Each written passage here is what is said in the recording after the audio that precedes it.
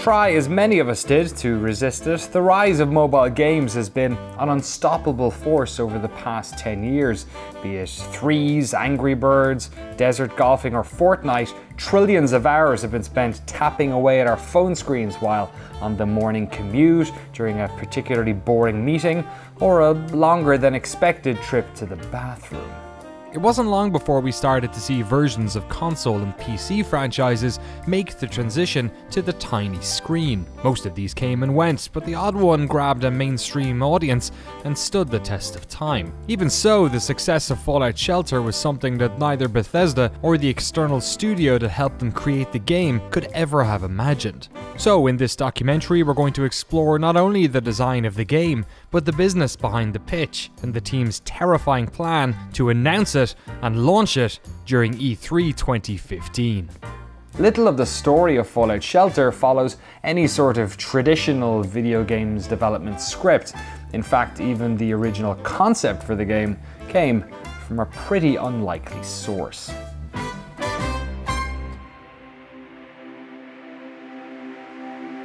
So the iPhone comes out, what, 07? And we had a couple designs. Like, hey, we should do an iPhone game. We had a couple Fallout, we had at least 2 good Fallout designs.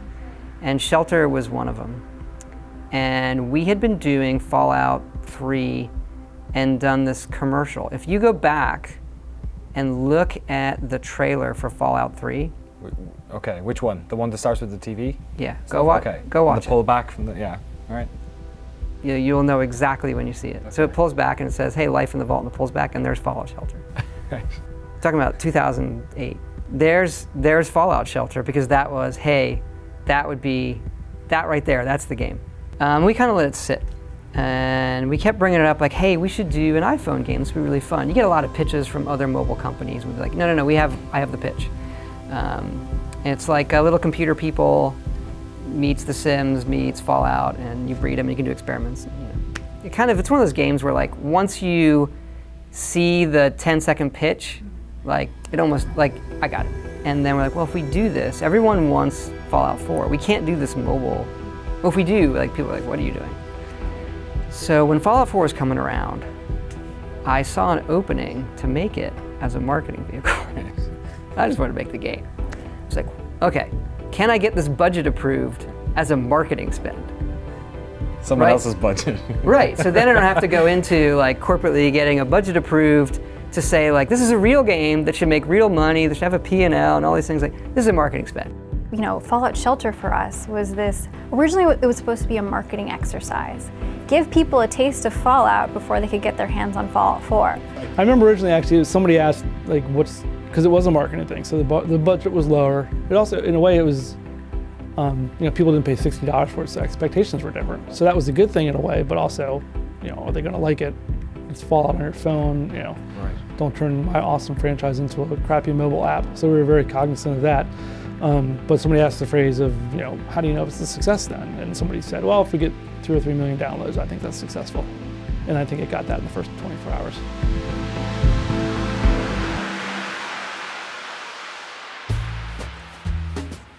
Bethesda Game Studios had never made a mobile game before, and so went looking for a partner in that space to help get the wheels spinning on their first project. One of the many studios that applied for this partnership was Behavior Interactive, a prolific work-for-hire studio in Montreal who'd been developing games under one name or another since 1992. Yves Lachance worked at Behavior for 10 years and oversaw the development of something between 50 and 100 games.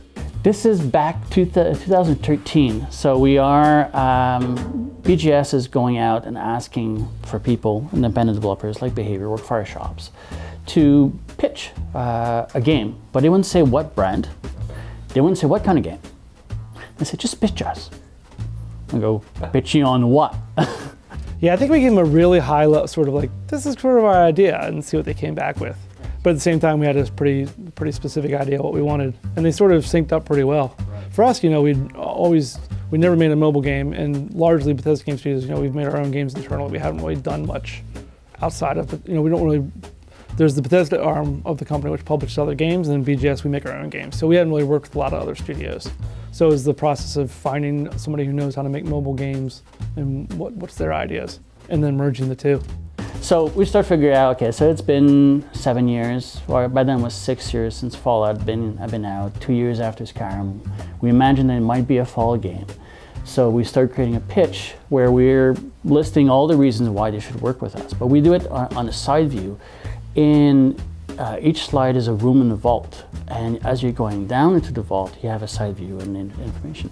Ends up afterward, the story is that it almost slide for slide looked like the internal pitch they had for Fallout Shelter.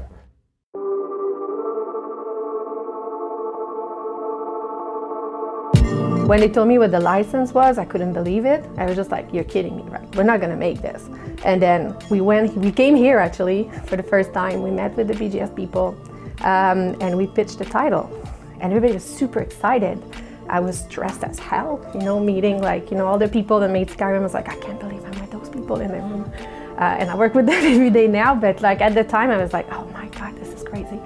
Behaviour built a distributed team to work on Shelter, while another part of the company worked on supporting the final months of development on Fallout 4. Bethesda Game Studios had never worked with an external partner and had an iterative, done-when-it's-done style of development. Whereas Behaviour, who were used to completing work-for-hire contracts to very strict deadlines, were used to a more structured, milestone-led style of work. So it took some learning for both teams to adapt to each other. What matters is how the game feels, which is totally different from any other games that I've made before, where before it was like, okay, this is what you have to do, somebody has an idea, this is what we're doing, and you execute the plan. Where now it's like, oh, we have a vision, you know, this could be fun. And then we try it, and then we make the project evolve onto it until it is actually fun. And that was a totally different approach for somebody that was an outsider from like, you know, these people who have been doing this for 20 years. BGS were the lore masters when it came to Fallout, but ultimately the design of Shelter was a collaboration. I asked Vero what were some of the elements they decided to take from that original poster, and how did they decide what flavors of the Fallout universe would make it into Shelter. You know, what is like the most iconic things from Fallout 3 that people would like to hear again and make them remember cute moments, like Mr. Andy and other things that we brought back. When we applied this, we wanted to still give it a feel, so we had a mix of 3D, because all the rooms, they were made in 3D, but the characters were kind of 2D puppets made of this. The team we were working with in Chile, they were amazing on this. These people were super passionate and they were really into it. And they were able to break down these characters and create an animation system that was able to make them move like, you know, lifelike around the whole vault. The balance of the game, everything is fine-tuned to work perfectly so that you're missing water at the right moment, you're missing electricity at the right moment. But that took a massive amount of time to get the right feel and the right balance. But like 2 months before the E3 release, we were all like how are we gonna make this work? Any builder game like that, like other builder games you've done, you don't really see it until all the rooms, all the economy works well. So that was creating all these rooms and adding and really tuning it to a point where the simulation started being fun. And that took a while. There's a limit of 200 dweller in the game because past that point, most devices, you know, won't be able to handle that many variety of room.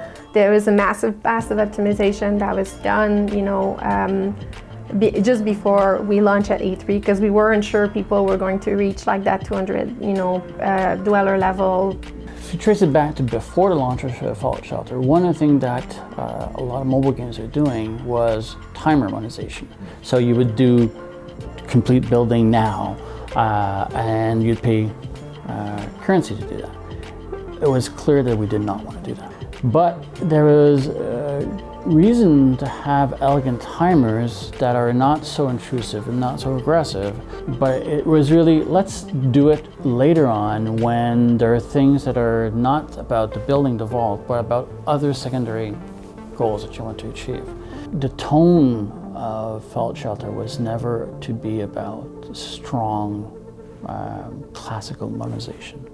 So it was very important when we put it in that it respected that time.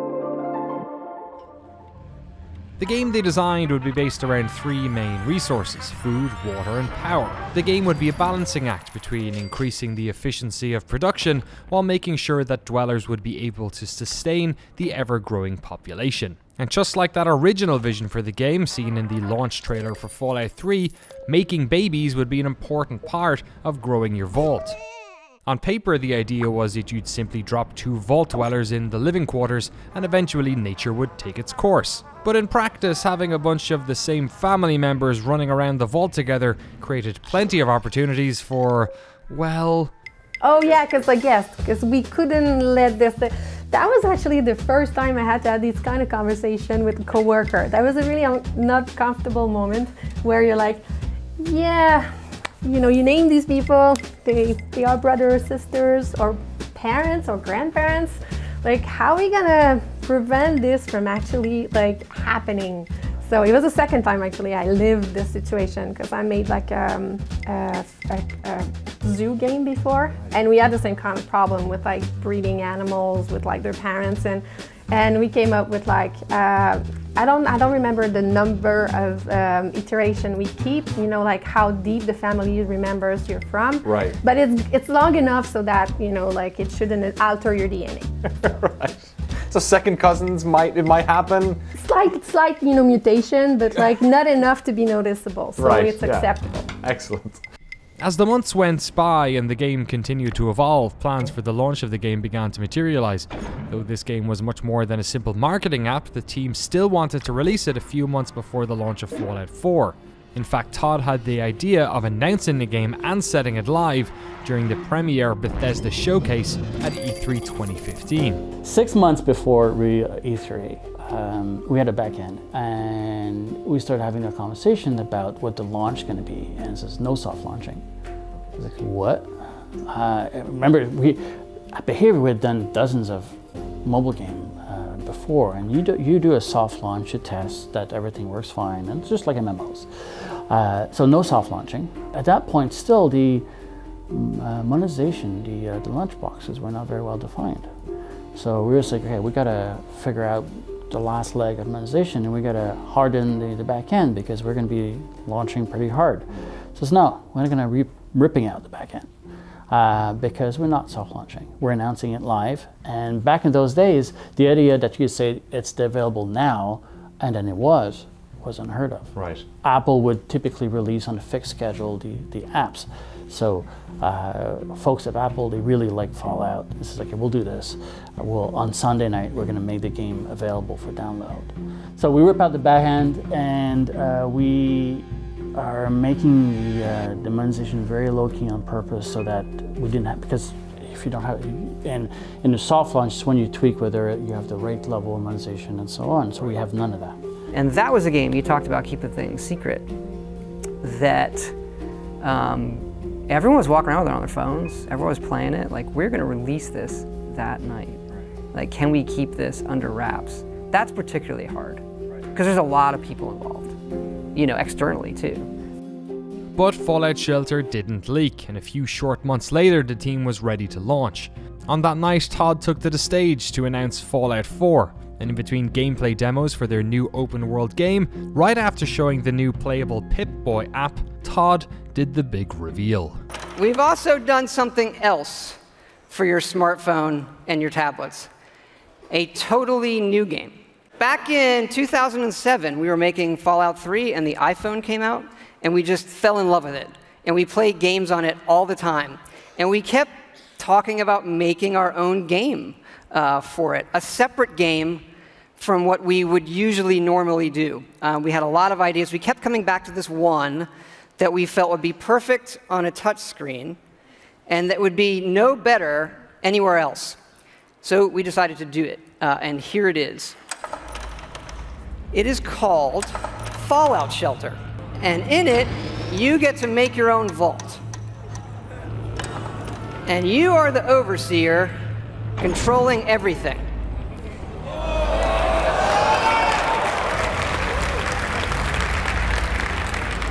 You control the people in the vault. It's your job to keep them productive and happy. This is inspired by games, the other games we love, going back 30 years to Little Computer People.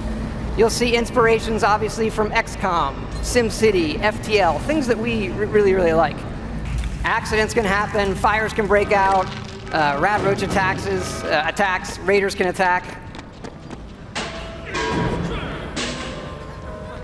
And of course, the best way to get new dwellers is the old-fashioned way.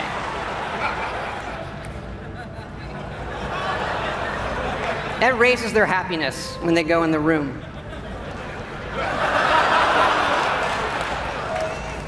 And of course, as overseer, you get to name all the babies.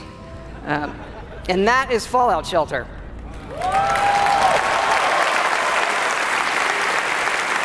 What's even more exciting is that this game is coming out on the App Store tonight.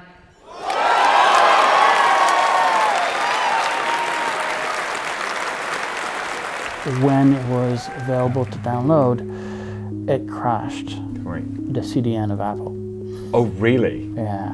A lot of retries in the first 24 hours had nothing to do with anyone but Apple because there were so many demands. When I started seeing the number go up, because I had live analytics that I was watching, and I had the people at the conference like screaming at me like, send us the number, send us the number. So I was like quickly gathering everything together and sending this to them, and they were freaking out. And that level of, we like the game, you're like, this will be cool, it'll be something people would touch. But the level of success was never in your wildest imagination. I would say that is probably, even despite our successes with Fallout, Skyrim, and all that stuff, that was probably the biggest gap from expectation to it's #1 on the App Store and you're outgrossing Candy Crush on your first day. Like, what? Do you remember after, like Eve said, like after a week it was about 10 million, I think he said, after the first week or so. Do you remember what the first day was? Or? The first day was 5 million. Oh my God. Yeah, yeah. The first 48 hour was 5 million. The first 24 hours around 2 point something. Wow. Only iOS, yeah. Yeah. Yeah. So equal parts joy and panic? Yes. We didn't have a long-term plan at that point. It was so different when it released and made so much noise. Then the fact that it was going to be there for a while sort of dawned on us at that point. Oh, what do? We got to update the game. We had like, you're like, you know, oh boy. So then it's like success is a little bit like, okay, we need to update the game, we need to add all these things we know we didn't do, and we knew what the game was. We knew when people were going to burn through the content, which they did pretty much faster than we anticipated. So we were playing a bit of catch up.